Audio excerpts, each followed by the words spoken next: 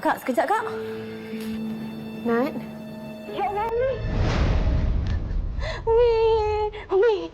Umi, ya Astagfirullahaladzim, Umi. Nat, kenapa, Nat? Nat, kenapa jawab lah? Ayo, Kak Rah. Umi jatuh, Kak. Okey. Call ambulans sekarang. Apa yang pasal, okey? Umi. Astagfirullahaladzim, Umi. Umi. Umi. Umi. Kadang-kadang Nat rasa Umi tak adil. Nat ni dah korbankan semua kehidupan Nat untuk jaga Umi. Tapi Umi... Nat tahu kan Umi tu macam mana? Dia kalau boleh tak nak susahkan anak-anak dia langsung. Semua benda je nak buat sendiri. Kalau dia boleh buat, dia buatlah semua.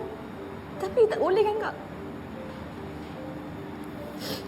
Ni tak habis-habis Abang Miza.